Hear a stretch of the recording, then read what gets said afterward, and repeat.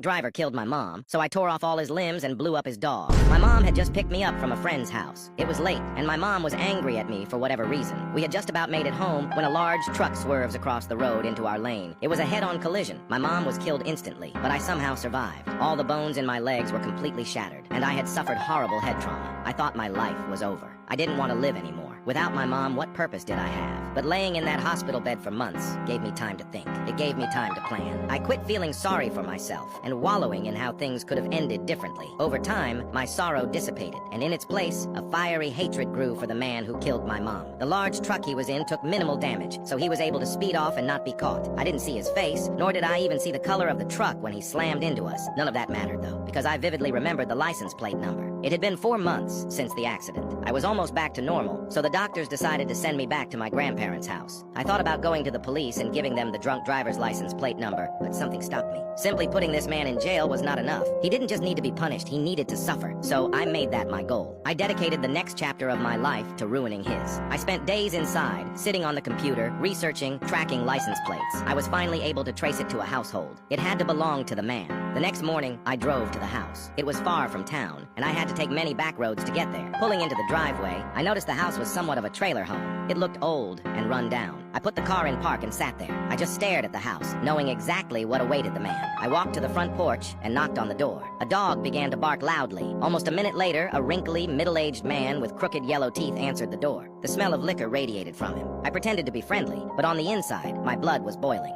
I asked him one question. "Does Beatrice live here?" That was my mom's name. He flinched upon hearing it. I was 100% sure this was the guy who killed my mom. And before the man could say anything, I pulled out my fully automatic M16 rifle, letting off 2 shots, 1 for each kneecap. He fell to the ground, howling in pain. Eyes wide, I just glared at him laying there, feeling nothing but satisfaction. He tried to reach for his phone, but I kicked it away, telling him, "You can't escape vengeance." He laid there, frozen, breathing heavily. I then jumped on him, using chloroform to make him pass out. Sometime later, I woke him up. There he was, all tied up, unable to move. I stood in front of him holding his dog, strapped with a C4 that could be detonated at any moment with the press of a button. Holding the remote in my hands, I accepted my detachment from humanity, for I was no longer a person. I was vengeance. I set the dog down on the ground and threw a bone outside. The dog ran after it. I looked down to make sure the man was watching. I pressed the button on the remote, and seconds later, boom! The dog was no more. Only a red cloud of mist remained, along with scattered pieces of flesh. The man looked down and began to cry out. I just laughed at him, for it was the happiest I had felt since he killed my mom. He laid face down on the ground, sobbing. His arms were tied behind his back. With all my strength, I pulled them over his head. You could hear the joints and ligaments shattering with each movement. I twisted them in ways they should never be able to twist. When I let go of them, they fell limp next to him. And the whole time, the man screamed in agony. I enjoyed every